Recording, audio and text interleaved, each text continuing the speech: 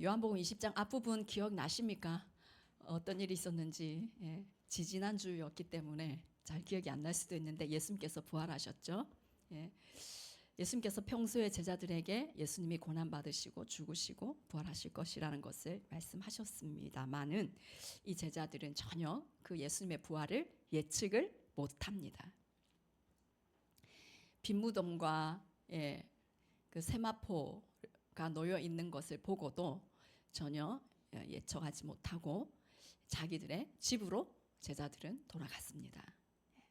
그런데 누가 무덤 앞에서 떠나지 못하고 있었죠? 누구였어요? 예?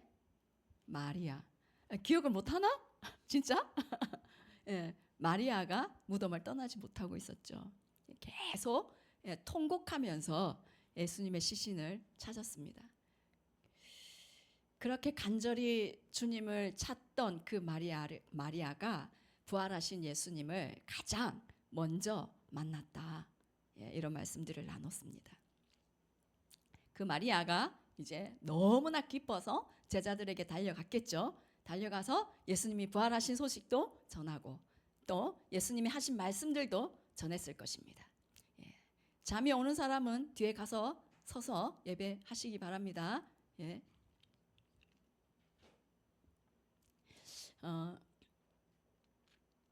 이런 상황에서 자 일어난 일이 오늘 본문의 일입니다. 19절 말씀 읽어주세요. 시작. 이날 곧 안식 후 첫날 저녁 때에 유대인들을 두려워하여 모인 곳에 문들을 닫았더니 예수께서 오사 가운데 서서 이르시되 너희에게 평강이 있을지어다. 아멘. 영인이 눈이 안 보여요. 아, 눈이 저렇게 생겼구나. 눈을 보여주세요. 뜬 눈을 보여주세요.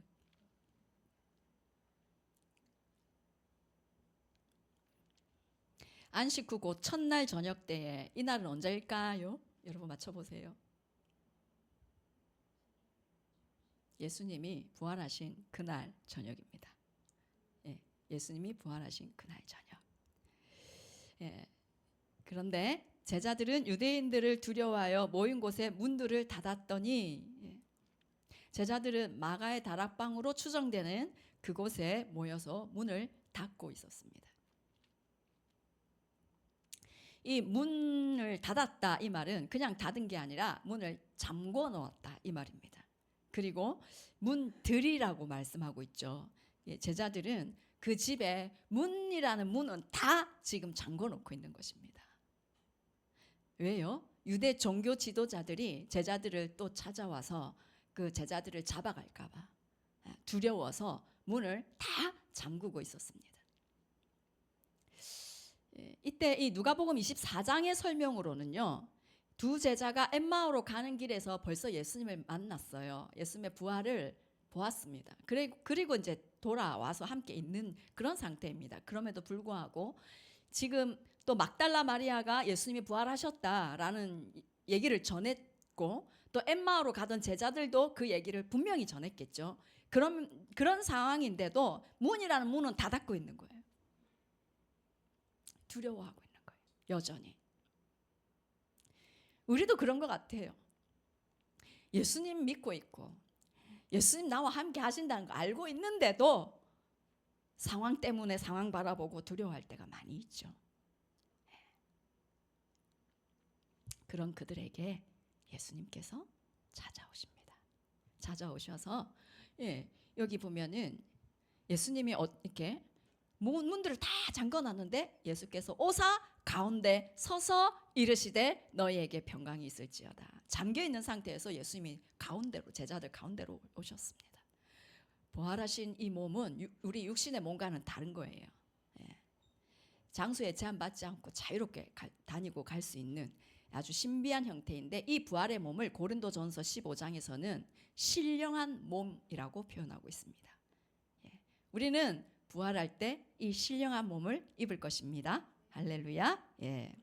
그런데 이 부활하신 예수님께서 제자들에게 세 가지를 말씀하십니다. 19절에 뭐라고 말씀하셨어요? 첫 번째로 너희에게 평강이 있을지어다. 여러분에게 평강이 있기를 축원합니다. 아멘. 예. 이 평강이 얼마나 중요했던지 예수님께서 19절에도 말씀하시고 21절에도 말씀하시고 26절에서도 말씀하고 있습니다. 문을 잠그고, 있는 문은 다 잠그고 두려워하고, 예수님이 부활하셨다라는 얘기를 들었음에도 불구하고 여전히 상황을 바라보며, 상황을 더 크게 바라보면서 떨고 두려워하고 있는 그들에게 예수님은 오셔서 하시는 말씀이 너희에게 평강이 있을지어다. 여러분, 혹시나 이곳에 상황 때문에, 나에게 주어진 그런 환경 때문에 두려워하고 있는 분이 계신다면 오늘 여러분에게 예수님 말씀하십니다. 평강이 있을지어다. 네. 이 평강의 원어가요, 에이레네인데요, 이건 그냥 단순한, 그냥 마음이 편안해지는 그런 것을 의미하는 것은 아닙니다. 하나님과 나와의 이 개인의 관계 가운데 주어지는 평안. 예수님께서 십자가에서 죽으시고 부활하셔서 승천하셔서 성령을 보내주심으로 인해서, 성령께서 우리 안에 거하심으로 인해서 하나님의 나라가 우리 안에 임할 때, 하나님의 나라가 의와 평강과 희락으로 우리 안에 거하시죠. 하나님의 나라가 우리 안에 머물 때에 누려지는 이 평강. 이 평강이 우리에게 있을 때 상황에 관계없이 우리는 담대할 수 있습니다. 평안할 수 있습니다. 그 어떤 것도 두려워하지 않습니다. 이 예수님께서 이 평강을 또한 선포하신 이유는요, 이 제자들에게 참 평안을 주시기 위함인데요, 예수님은 나는 지금 십자가에서 죽고 나서 부활했다. 나는 사망 권세를 이겼다. 나는 어둠의 권세를 이겼다. 그러니 너희는 그 어떤 것도 두려워할 필요가 없다. 너희에게 평강이 있을지어다 라고 말씀하시는 것입니다. 사망을 이기셨습니다. 어둠의 세력을 밟으셨습니다. 이기셨습니다. 그런데 우리가 두려워할 것은 없다라는 거예요. 오늘 예수님께서 그걸 말씀하십니다. 이 평강이 우리 안에서 항상 머물게 되는 은혜가 있기를 원합니다. 우리가 사는 모든 날 동안 주님이 주시는 이 평강 항상 누려지는 은혜가 있기를 축원합니다. 20절 같이 읽겠습니다. 이 말씀을 하시고 손과 옆구리를 보이시니 제자들이 주를 보고 기뻐하더라. 예수님이 손과 옆구리를 보여주셨어요. 제자들이 너무 놀랐겠죠. 예수님이 갑자기 문을 다 잠궈놨는데 나타나셨으니 영인가 아니면 예수님이 부활하신 것인가 조금 헷갈렸겠죠. 그래서 예수님이 손과 옆구리를 보여주셨습니다. 육신이 부활했다는 거예요. 그걸 보고서야 제자들은 기뻐했는데, 누가복음 24장 41절 42절에 한번 말씀을 읽어보겠습니다. 시작. 그들이 너무 기쁨으로 아직도 믿지 못하고 놀랍게 여길 때에 이르시되 여기 무슨 먹을 것이 있느냐 하시니 이에 구운 생선 한 토막을 드리니, 예수님이 오신 게 너무 기뻤지만 아직도 놀라고 또 뭔가 믿지 못하고 혼란스러워하는 그 제자들이 있었던 것이죠. 그래서 예수님이 친히 그들에게 예수님의 부활을 확증해 주시기 위해서 생선 먹을 거 있느냐 이렇게 물어보시면서 생선 한 토막을 이제 드신 것입니다. 예수님은 분명히 살아계실 때 부활하실 거다, 다시 살아나리라 라고 말씀하셨습니다. 그런데 제자들은 그걸 전혀 깨닫지 못했죠. 그리고 빈 무덤을 봤습니다. 세마포가 어떻게 놓여 있는지 그것도 보았습니다. 그런데도 조금 더 믿지 못했습니다. 그냥 두려워하고만 있는 그들.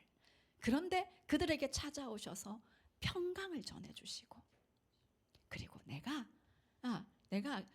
영이 아니라 나는 진짜 부활했다. 자 봐라. 이렇게 확증을 시켜주시는 예수님. 저 같으면요, 내가 말해줬잖아. 어찌 그렇게 믿지 못하냐, 진짜 답답한 사람들이구나 하고 저 막 그렇게 얘기했을 것 같아요.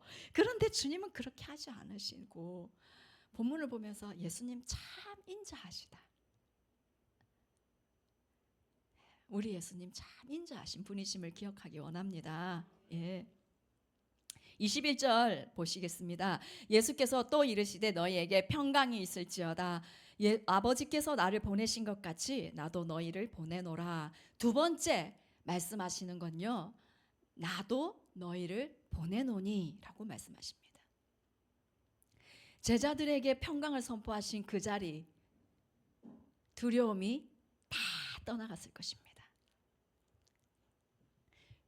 그 두려움이 떠나간 자리, 그 예수님께서 제자들에게 하신 말씀은 아버지께서 나를 보내신 것 같이 나도 너희를 보낸다 라고 하십니다. 부활하신 예수님을 제자들이 만남으로 인해서 제자들은요, 예수님이 누군지 알게 됐습니다. 예수님이 누구신지 분명히 알게 됐습니다. 예수님이 하나님의 아들이시며 예수님이 메시아이심을 제자들이 이제 분명히 알게 된 것입니다. 그래서 예수님은 제자들에게 아버지께서 나를 보내신 것 같이, 그래서 내가 아버지의 사명을 이룬 것처럼 너희들도 내가 보낸다. 너희들도 예수 그리스도의 이 복음을 전하는 사명을 감당해라 라고 하시는 것입니다. 예수님은 하나님의 보내심을 받아 이 땅에 오셔서 그분의 사명을 감당하셨습니다. 그리고 또 예수님은 제자들을 보내셔서 제자들은 또 주님이 보내신 그 사명을 감당함으로 복음이 이곳까지 전해지고 우리도 예수를 믿게 됐습니다.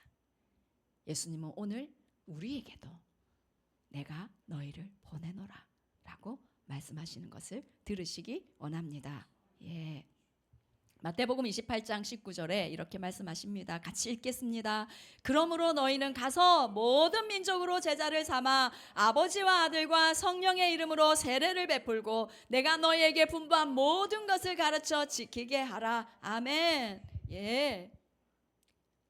우리는 예수 그리스도의 보내심을 받은 사람이다. 라는 걸 기억하기 원합니다. 예. 우리가 예수 그리스도의 복음을 전함으로 하나님이 우리의 하나님이요 우리의 아버지 되심을 세상 다른 사람들에게도 전하여 주자라는 거예요. 하나님이 그들의 하나님이시고 그들의 아버지 되심을 우리가 전해 주자라는 것입니다. 이 사명을 온전히 감당하는 우리 교회 되기 원합니다. 예. 세 번째로 말씀하신 게 있습니다. 22절 같이 읽겠습니다. 이 말씀을 하시고 그들을 향하사 숨을 내쉬며 이르시되 성령을 받으라. 성령을 받으라. 세 번째 말씀하고 계십니다. 제자들을 보내시면서 성령을 받으라 하셨습니다. 여러분, 이 세상 속에서 복음을 전하는 이 사명을 제대로 감당하기 위해서는 성령을 받아야 된다는 거예요. 예. 그래서 그들을 향하사 숨을 내쉬며 이렇게 말씀하십니다. 이 숨을 내쉬며 에네푸세스엔인데요. 불어넣다. 우리 하나님께서 사람을 맨 처음에 창조하실 때 사람을 흙으로 지으시고 그 코에 생기를 불어넣으셨죠. 그래서 사람이 생명이 되었습니다. 그때처럼 숨을 내쉬면서 제자들에게 성령을 받으라 라고 말씀하셨습니다.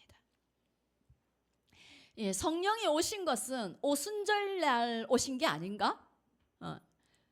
그때 성령이 오신 게 아닌가? 이때도 성령이 오셨는가? 라는 생각이 들 수 있습니다.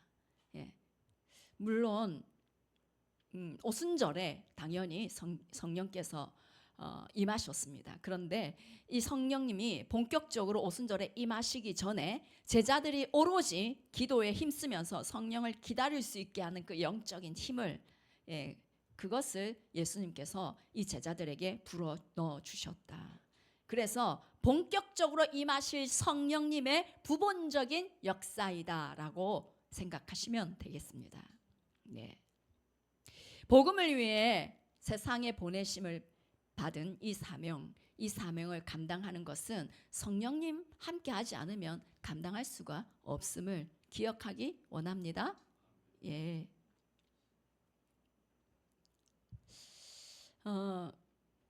예수님은 제자들에게 성령 받기를 성령이 올 거다라는 걸 계속 말씀하셨습니다. 요한복음 14장 16절에서도 진리의 영이 오시면 보혜사 성령님이 오시면 16장에서도 진리의 성령이 오실 것이다. 예수님은 계속해서 성령이 오실 것이다. 그분이 너희와 함께 하실 것이다. 약속하셨고 성령을 기대하게 하셨고 기다리게 하셨습니다. 그런데 이제 성령을 받으라라고 하시는 거예요. 이제 성령을 기다리라가 아니라 구해서 받으면 되는 거예요. 예수님이 부활하시기 전까지는요, 성령은 그냥 약속이었습니다. 언젠가 오실 약속. 그런데 이제 성령은 약속이 아닙니다. 약속에 머물러 있는 그런 것이 아니라 이제는 구하면 주시는 것이에요. 사모하면 오시는 것이에요. 사모하고 기다리면 주님이 성령으로 임하시는 겁니다. 여러분 8월 첫째 주, 둘째 주에 임하실 성령님을 기대하십니까? 성령 받으시기 바랍니다. 성령 받으십시오. 성령보다 좋은 건 없습니다. 그런데 누가복음 11장에 구하는 자에게 성령을 주시지 않겠느냐? 당연히 구하면 준다. 당연히 구하면 준다라고 합니다. 이 약속을 하셨어요. 그러면 구하면 되는데 왜 안 구합니까? 구하십시오. 더 구하십시오. 반드시 주십니다. 남은 시간이 2주입니다. 2주 동안 열렬하게 구해 보십시오. 예수님이 승천하시고 나서 한 10일 정도를 마가의 다락방에서 성령님만을 간구했거든요. 기다리고 오로지 기도에 힘쓰면서. 그랬을 때 오순절에 성령이 불과 바람으로 폭풍같이 임하셨죠. 2주 남았는데 여러분 그 성령님을 기대하면서 2주 동안 정말 기도에 힘쓰면서 성령님을 사모해 보십시오. 여러분에게 오순절에 임하신 그 성령님이 폭풍같이 임하실 줄 믿습니다. 예. 23절 같이 읽겠습니다. 너희가 누구의 죄든지 사하면 사여질 것이요 누구의 죄든지 그대로 두면 그대로 있으리라 하시니라. 제자들이 누구의 죄든지 사하면 사해지고 누구의 죄든지 그대로 두면 그대로 있으리라. 뭔가 되게 좀 말씀이 좀 특별하죠. 이 말씀을 오해해서 가톨릭의 사제들은요, 사제들에게 고해 성사를 하면 죄를 그러니까 죄를 용서해 준다. 그런 걸 이렇게 근거로 이 성경 구절을 드는 거예요. 그래서 사제에게 죄를 고백하면 죄가 용서받는다. 그리고 교황은 죄를 면해주는 그런 권세가 있다. 이렇게 생각을 합니다. 그래서 중세시대에 면죄부를 팔았잖아요. 예. 이 면죄부를 사면 너의 죄가 사해지는 거야. 우와. 그래서 면죄부를 많이 샀습니다. 그래서 대성당 지을 때 건축 자금으로 엄청나게 쓴 거죠. 그런데 이 말씀은 그런 뜻이 아니에요. 우리가 누군가의 죄를 사해준다고 그 사람의 죄가 사해지고, 우리가 그 사람의 죄를 용서하지 않는다고 해서 하나님 그 사람의 죄를 용서하지 않고, 이런 건 아니라는 겁니다. 우리의 죄가 용서받는 유일한 길은 예수 그리스도, 그분을 믿고 회개하는 길밖에 없는 거예요. 믿습니까? 죄를 사하는 권세는 오직 예수 그리스도에게만 있습니다. 예. 그래서 우리의 임무는 뭐냐면 죄사함의 이 복음을 알려주는 것입니다. 복음을 듣는 사람들이 복음을 통해서 예수 그리스도를 믿고 회개하면 그 사람의 죄가 사해진다는 거예요. 복음을 거부하는 사람은 죄가 그대로 있는 겁니다. 그런 의미에서 이 사도들이 사람의 죄를 사하는 권세도 있다. 이런 의미로 이 말씀을 하신 거예요. 이렇게 예수님의 부활을 믿지 못하고 두려워하고 있는 제자들에게 찾아오셔서 평강을 주시고 내가 너희를 보낸다 라고 사명을 주시고 또 무엇을 받으라? 성령을 받으라. 이 세 가지를 말씀하셨습니다. 그런데 이렇게 중요한 말씀을 하시는 이 자리에서 누가 한 명 빠져 있었어요. 제자들 중에 누가 빠져 있었어요? 도마. 크게 얘기하세요. 도마가 빠져 있었어요. 24절 같이 읽겠습니다. 시작. 12제자 중에 하나로서 디두모라 불리는 도마는 예수께서 오셨을 때에 함께 있지 아니한지라. 도마는 다른 제자들과 함께 있지 않았습니다. 예수님께서 십자가에 달려 죽으신 그 충격이 도마에게는 엄청 컸던 것 같아요. 물론 다른 제자들에게도 굉장히 그 충격이 엄청 났겠지만 이 도마는 더 큰 충격을 받았던 것 같습니다. 도마는 평소에 충성스럽게 예수님을 따르긴 했지만 믿음 없으면서 할 말 솔직하게 다 하는 그런 제자였던 것 같아요. 어떤 형태 스타일인지 알겠죠? 요한복음 11장에 예수님께서 나사로가 이제 죽은 것을 아시고 나사로에게 가려고 우리가 나사로를 깨우러 가자, 베다니로 가자라고 하셨을 때 이제 이 도마가, 그 베다니는 예루살렘과 되게 가까운 곳이거든요. 유대 종교 지도자들이 지금 예수님을 죽이려고 막 이렇게 하고 있는데 거기로 간다 그러니까 도마가 뭐라 했어요? 우리도 주와 함께 죽으러 가자 이랬습니다. 예. 요한복음 14장에서도 예수님이 내가 어디로 가는지 그 길을 너희가 안다라고 하시니까 우리가 알지 못하는데 우리가 그 길을 어찌 알겠습니까? 라고 얘기를 했던 제자였습니다. 믿음 없으면서 할 말 다 아는 솔직한 그런 제자였습니다. 그런데 이 도마가 예수님이 죽으시자 혼자서 완전히 낙담하고 좌절했습니다. 제자들도 안 만났습니다. 그런 도마에게 부활하신 예수님을 만난 제자들이 알려줬을까요? 안 알려줬을까요? 당연히 알려줬겠죠. 난리가 났을 겁니다. 우리가 부활하신 예수님을 만났다.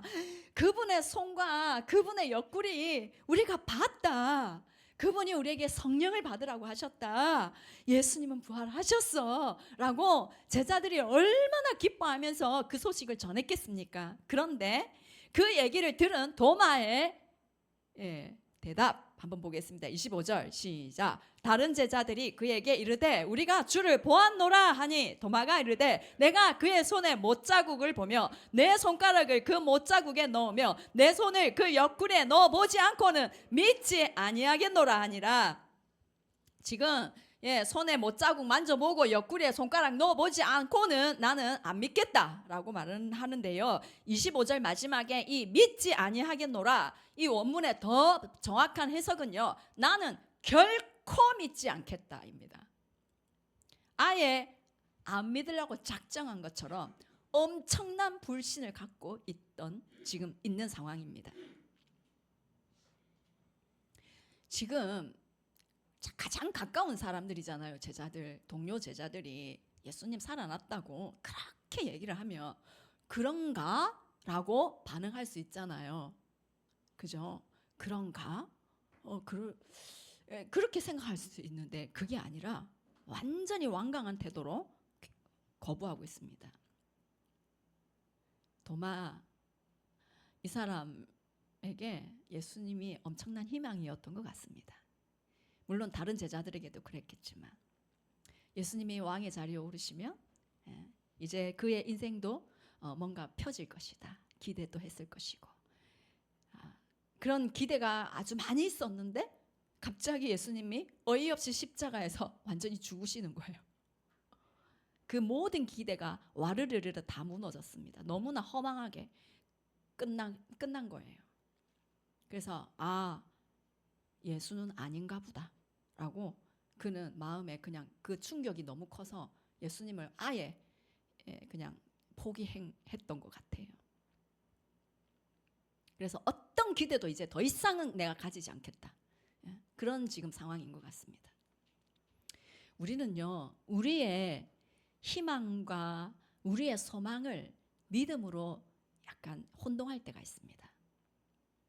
하나님의 말씀을 믿는 것이 아니라 나의 바람, 내가 이루고 싶은 희망, 그런 것들을 믿음으로 믿습니다 라고 생각하고 또 그걸 이루어 주시기를 어떤 때는 막 그걸 가지고 작정 기도를 막 하기도 하고 그런 사람들도 있어요. 그런데 엄밀하게 말하면 그거는 믿음이 아니라 자기의 소망이죠. 그런데 이 희망과 소망이 이제 사라지면, 더 이상 희망을 가질 수 없는 상황이 되면 완전히 낙심해 버리는 것입니다.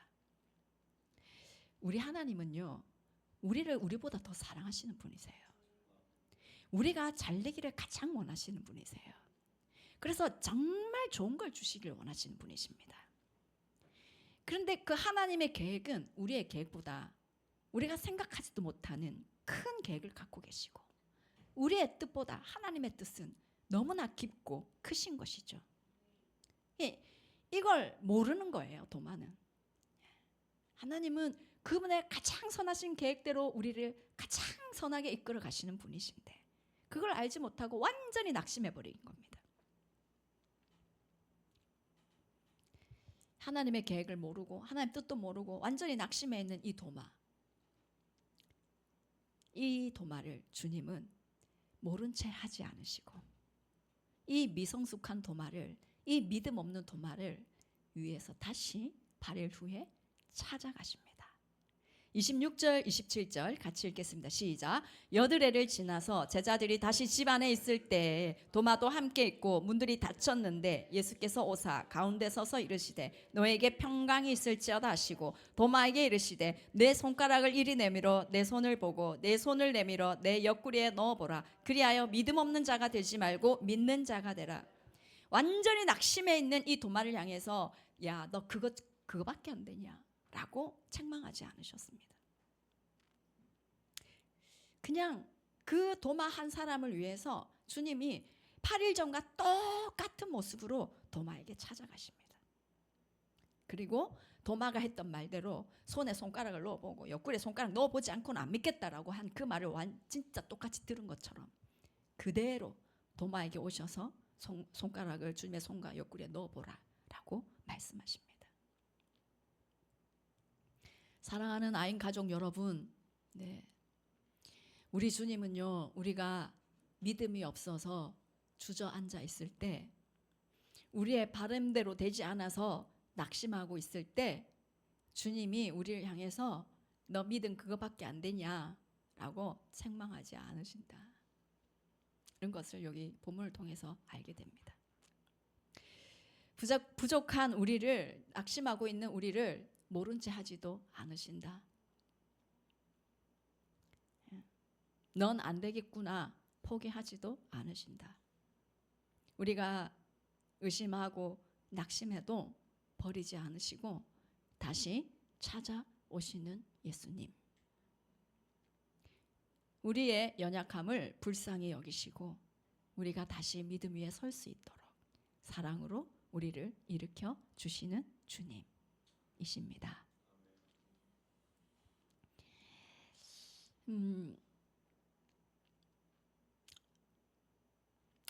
완전히 무너져 있어도 다시 사랑으로 찾아오셔서 우리를 다시금 세워주시는 이 우리를 향한 하나님의 사랑과 은혜는 우리의 연약함보다 훨씬 크시다라는 것을 기억하기 원합니다.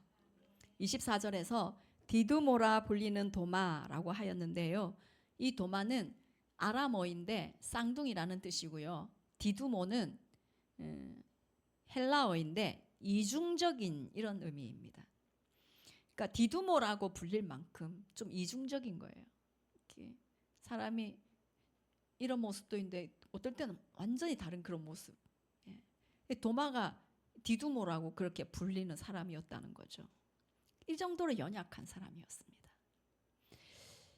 그래서 예수님의 부활에 대해서도 결코 믿지 않겠다라고 했던 그였는데 주님은 그 믿음 없는 도마도 만나주시고 세워주심으로 결국 예수님의 제자로 훌륭하게 쓰임을 받습니다. 기록에 의하면 이 도마가 인도까지 가서 복음을 전하다가 서기 72년경에 창에 찔려서 순교하였습니다. 또 다른 사람들의 그 얘기를 들어보면 동아시아까지 왔다 도마는.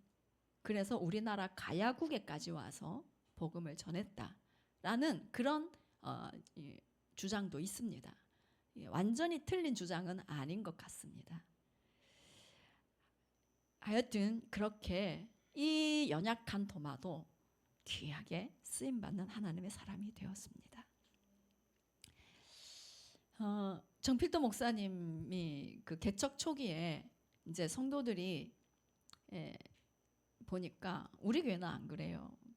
그런데 그 정필도 목사님 수영로 교회 개척 초기에는 성도님들이 좀 너무 미성숙하다 이런 느낌을 받으셨나 봐요. 정필도 목사님이. 그래가지고 하나님 앞에 울면서 주님 어떻게 하면 좋습니까? 하면서 막 그렇게 기도를 했대요. 그런데 주님이 하나님께서 야 그게 단번에 되는 거냐? 사랑으로 키워야지 라는 말씀을 하셨다는 그런 기억이 납니다.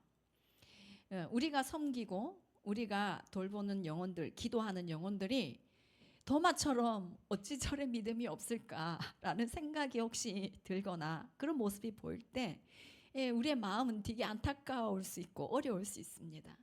그런데 그럼에도 불구하고 다시 찾아가시고 기도로 사랑으로 다시금 믿음 위에 설 수 있도록 도와주시는 예수님처럼 우리도 그렇게 하는 아인 가족이 되기 원합니다.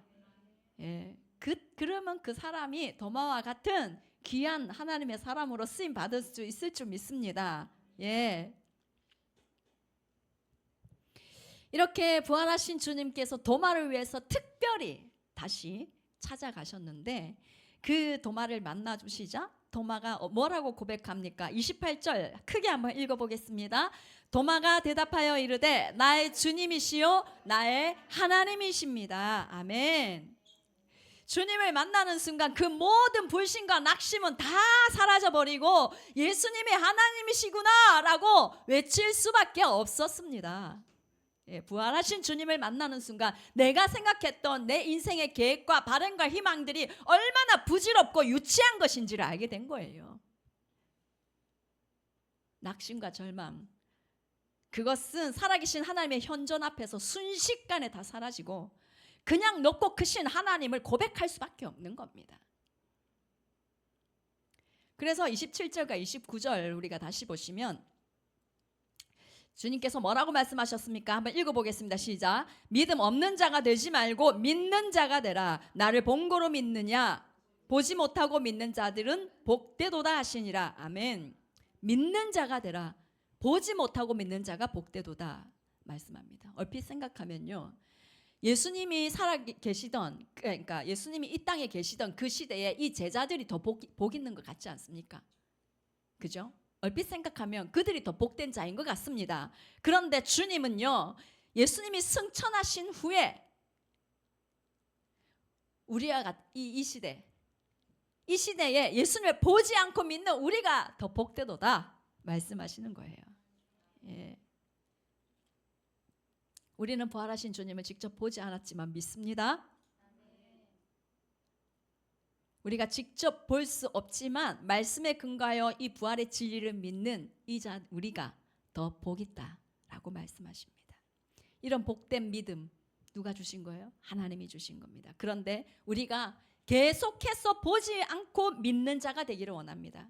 하나님 말씀이라면 보지 않고도 믿는 자가 되기를 원합니다. 눈에 보이는 게 없고 귀에 들리는 것도 없고 만져지는 게 없어도 그대로 말씀하셨다면 믿는 자가 되기를 원합니다. 기도할 때도요, 믿고 구하는 자가 되기를 원합니다.